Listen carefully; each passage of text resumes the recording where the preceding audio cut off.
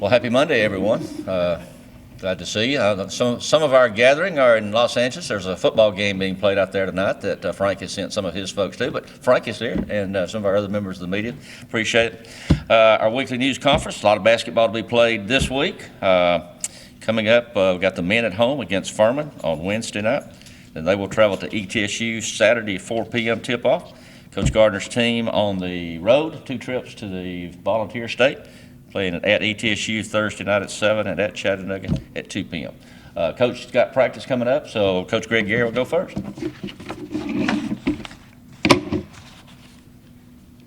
Thanks, Rick. One, congratulations to Coach Gardner. Not just 460. Thank you. There you go, 460. That's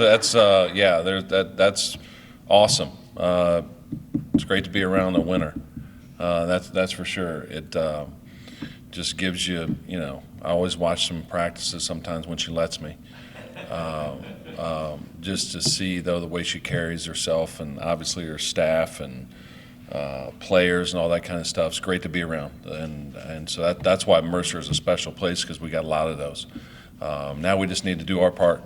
It's not been great so far just because we've been on a 4-game losing streak, and you go through times like these, you just got to continue working, be as positive as you can.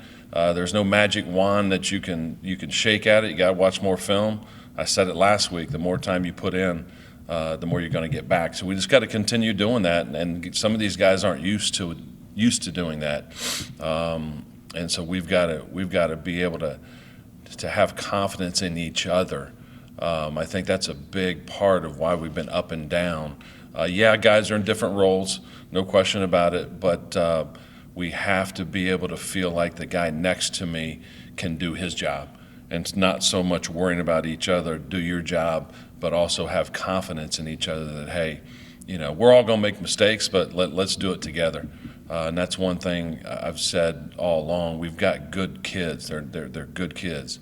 Now they just need to start believing in themselves a little bit. And it's hard when you're going through a 4-game losing streak to believe in yourselves. And so we've got to just find a way to do that. Got a big game on Wednesday. Students are back. Furman, we've got to play much better. They're a really good team, so beating some good teams. They're a good offensive team. They're averaging 81 points a game.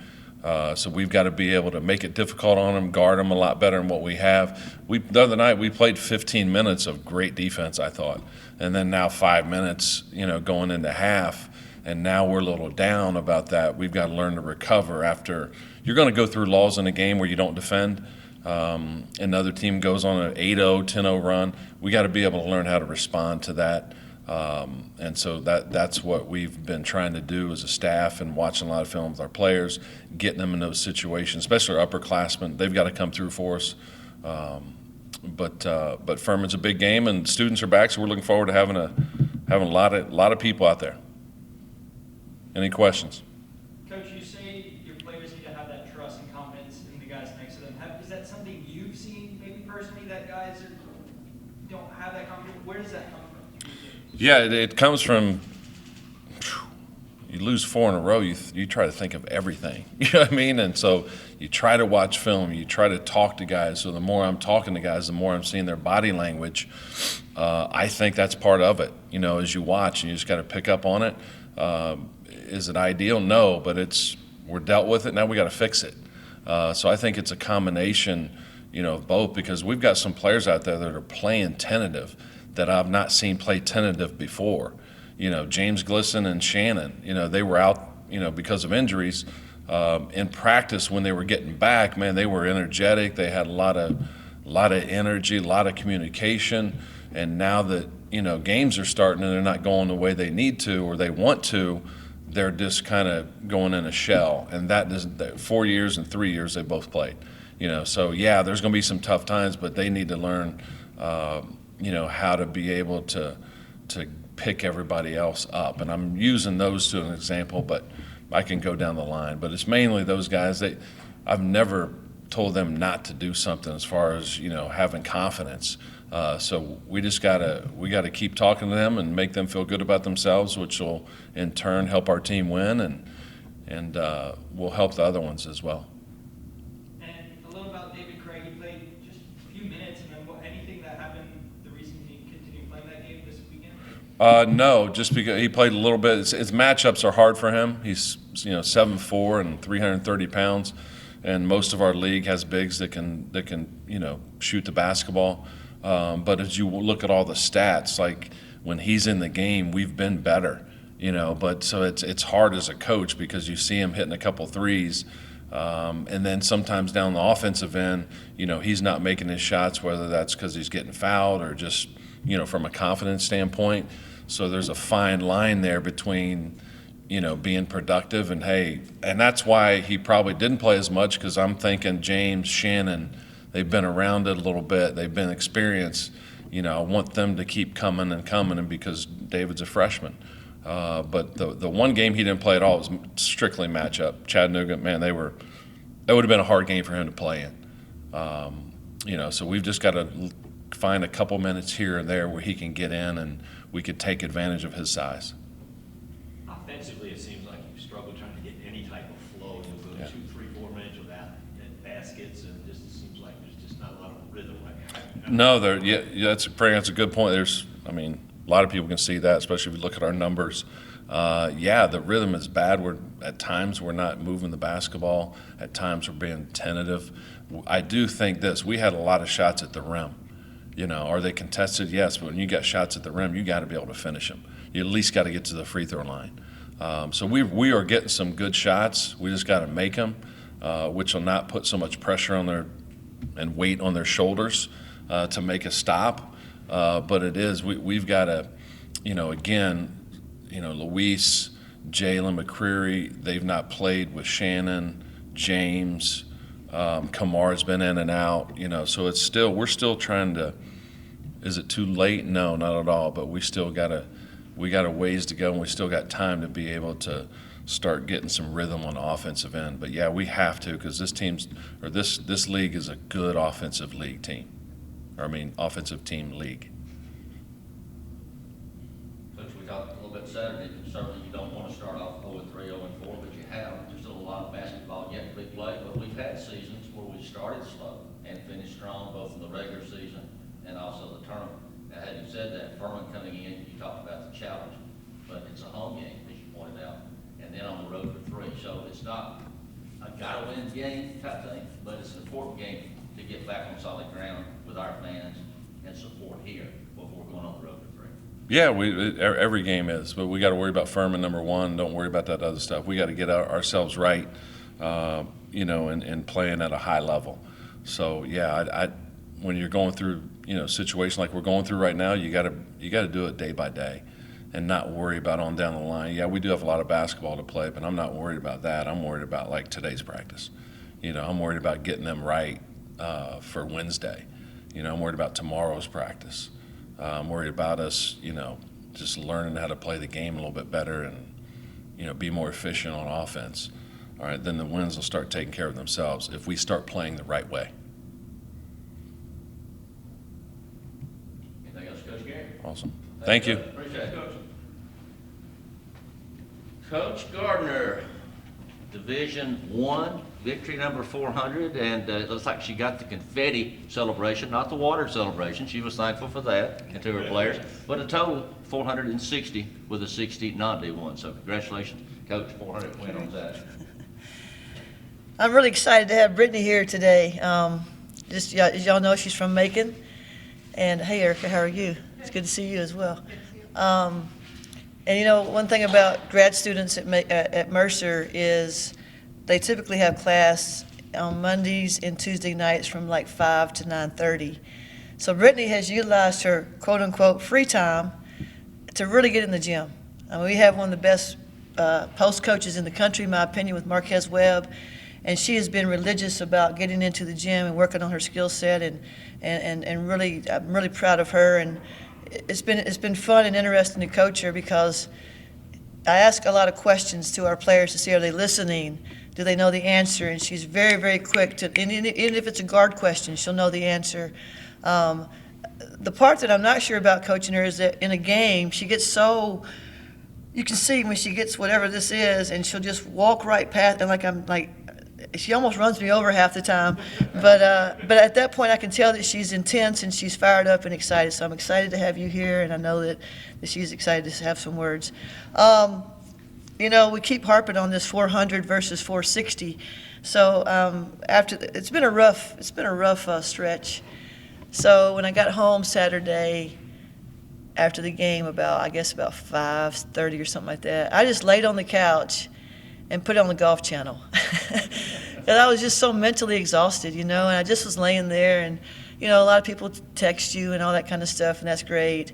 And honestly, I had not spoken on the phone to my family for that week. I talked to my sister every day, but I did not at all, like my mom, dad, nothing, for about a week. And then the phone rang, and it was my college coach, Coach Landers. And he doesn't call me a lot, but he calls me when he should, I guess. And he said, "Hey, Gardner, what about your junior college?" Because, Coach, if you know anything about Coach Landers, he got his start at Roane State, which is a community college in East Tennessee. And I said, "Coach," I know. I said, did they count your junior college wins? He said, "Yes." I said, "Okay, well, I should have 4." He said, "Well, you need to fix that." So if you want to know where all that came from, Brian, that was from my college coach, because he's still coaching me up. So we did call the WBC, Women's Basketball Coaches Association. Ben called them today to see if that truly counts towards the WBC. So it is at 460. So all those balls that I have in my office, those white balls that have paint on them, that says I won this game with it. We got to get all new balls now. Just got to go through this record, go through my records, and just figure out what was 40 at Austin P. And this. No, I'm just kidding. But anyway, so I really quit thinking about it. I know that as a staff they have to have those balloons, and they did not hide them in the right location. They were supposed to hide them in the shower, which I never go into, but they hid them in the restroom. And so the first 400 group, the helium, they were wavering, so they had to buy new balloons for the second time. So that was so I told Marquez, "So act like you're surprised about the balloons." So, but it's been a little tricky. But I will say this: after the UNCG game, we talked in the locker room and looked everybody in the eye, and I said, "Are y'all still with me?" And 14 head shakes. So has it been hard? Has it been fun? It's been zero fun. But you can ask Brittany this question, but they're still with us. I thought we prepared really well for Western and played. We held them to 40 points, and we've been discussing defense, and that was nice to see that. And more people score. We had, I think, maybe 4 people in double figures, so we're working on doing some stuff like that. But it is literally a day at a time, as Greg said. But we're hopefully. I keep saying we're heading in the right direction, don't I? After Florida Gulf Coast, we're heading in the right direction, and then we drop off a daggum cliff. But hopefully we're back. So. Coach, talk about the UNCG game at the end when they were all celebrating, and you went up to the team, pointed at them, and said something. You notice everything, don't you? Is that something you can tell us what you told the team in that moment? Yeah, I said, "Look at that." I said, "I want you to watch that, because I cannot. I mean." I understand that it's a big deal for teams to beat us now, and the celebration, and the celebrations, it's hard for me to stomach, especially on our home court. We're supposed to be controlling it, and I just want to make sure that not everybody on our team understands. I don't know if Brittany, she'll say she understands, but I don't know if truly you understand what a big deal it is for some of these teams that really haven't beaten us very much at all. It's a big deal to them, and I wanted them to see that and remember that. That's what I said.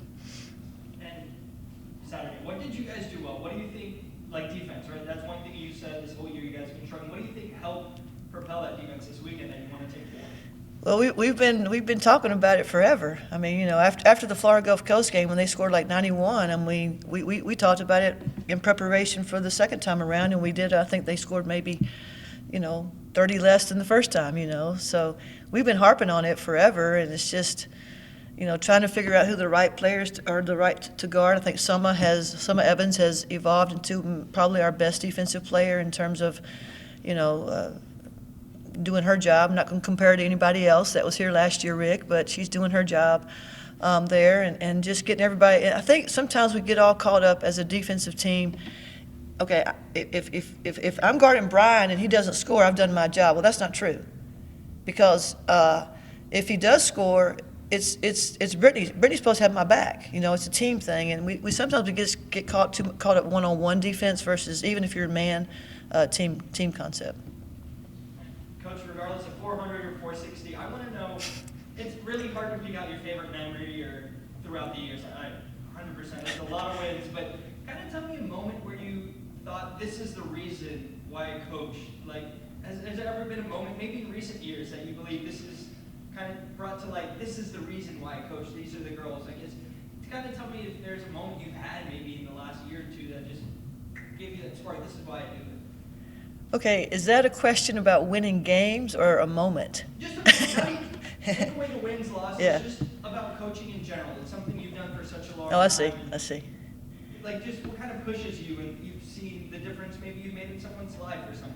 Yeah, you know, it's funny because when I first started coaching, specifically when I was at Austin P, the whole goal was to keep climbing the ladder. The whole goal at Austin P was to get that SEC job, and then got that SEC job. And it's funny as you get towards, you know, not the end, but as you get, you know, whatever, been coaching a while type thing, you start thinking about, you know, it's not like I feel like I have to prove myself anymore as a coach. I feel very at peace about, you know, whether I can do this job or not. I feel like I can. So you kind of look at things differently, like you're saying, and I think I'll give you an example. Saturday night after we won 400 or 4, whatever it was, all the former players from everywhere I've ever coached texted me, and that's what's special.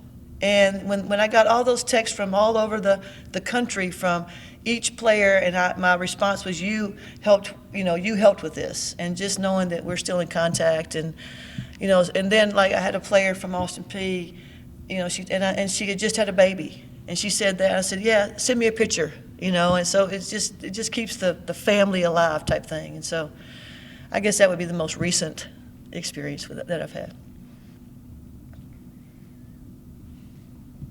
Good. Coach, this week you got ETSU and Chattanooga. The league is improved. A lot of teams have certainly improved their teams. ETSU has the most non-conference wins they've ever had. Yet Chattanooga beat them Saturday. Those are your two opponents this week. Kind of give us a preview of what's in store for us this week. Well, both of those schools have two new coaches. Brenda Mott, Kirkpatrick Brown, actually coached with me and David at Florida. She was an assistant coach on that staff. So I've known Mott for a long time. And she's really breathed new life very, very quickly into ETSU. The thing about ETSU is when you go up there, most of y'all have not been, but they play in a much smaller, the women's play in a much smaller gym. It's very, very echoey, but they have great fans, very educated fans in Johnson City. State of Tennessee knows basketball really, really well and supports women's basketball, especially East Tennessee. So it's going to be loud in there. And again, you know, we're that team that the fans want to see to be beaten. So, but she's done a great job very quickly. And then Chattanooga, of course, has a new coach in Sean Poppy. He came from Virginia Tech. I've watched some of his games simply because we've scouted some teams that they've played. So, you know, it's not like we can look at last year's games. And I really don't in general this year. We don't have enough of the same players anyway. But, you know, we've got two new coaches, and they're both very, very hungry. You know, as a new coach, you're very hungry and excited. So it's going to be a tough road trip all the way around. Anything else, Coach Gardner? All right, Brittany Reeves, played locally at Howard High School, and back home now.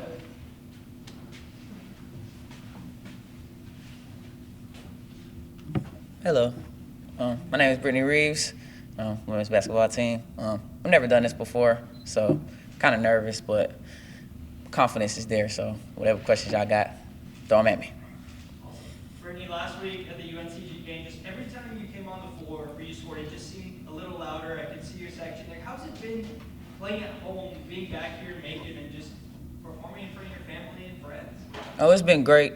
My mom, you know, she comes to every single game, and I just, you know, when we're warming up, I'm always looking in the stands like, you know, where's my mom? And when she gets there, I don't know, I feel like another just boost of confidence with her watching me. And she, you know, she's my number one fan. And, you know, she's always coaching me up, always telling me things that I need to do better, things that I'm doing well. So just coming back home, playing for my friends, my family, it's been great and a great experience for me. And you're starting to have more of an impact on this team. And the game that I saw last Wednesday, early on, you were scoring buckets. The team went up early. Kind of tell me, what are you looking to keep giving to this team as you guys go on and try to get better throughout the year? I think I just coming in and trying to have an impact and just trying to do what I can, while I'm out there. I think it's really important while I'm in the game. I'm kind of, searching and looking for different things that my teammates need from me, whether that's scoring, rebounding, getting stops, getting help defensively. And so I think just going into games, I just kind of really focus on what's needed from me on the court and how can I help my teammates and how can I help Coach Gardner get another win. I know Coach kind of said you say you understand, you might not understand now. Have you kind of seen where Mercer stands in this league and where teams are really holding Mercer's standards and where they want to beat them? Are you kind of noticing that now and saying, all right, let's get back to that winning standard to where teams really think we are at and you should be at? Oh, yes. I think me personally, I kind of noticed it from the jump. I mean, of course, this is my first year here, but of course I know the history of Mercer and the chip on our shoulder that we have. And so I guess coming in and being a part of it, and, things are not going like how we want to, but I think, seeing people, celebrate on our court, I hate it, and it makes me sick, to be honest with you. And, kind of moving forward, I think as a team we're going to just continue to get better, and every day we're just going to, get better in practice. And, yeah, it's going to get better for us, for sure. Brittany, Coach talked a moment ago about the relationship with players through the years and them reaching out to her Saturday. What was it like for you as a player? You had to delay a couple of games before you finally got to celebrate, but what was it like for the players to help her celebrate this milestone? Oh, this was great for us. Of course, like I said before, things, weren't going how we wanted to, but I guess to get that win finally, it felt amazing. And of course, for it to be her 400 win, 460, my bad. Yeah, fix that. But yeah, of course, when I watch her get her win, we see, a lot of different emotions from Coach Gardner, and to see her genuinely be happy about getting that win and getting it with us, I think it meant a lot for us to see her happy about getting her wins. Anything else, Brittany? What does your mom say you need to work on? I'm just kidding. Oh, I was about to say, no, we can talk about it. What Coach wants you to work on? Over here. Nice. All right, thank you, Brittany. Thank y'all. All right, best of luck to you ladies.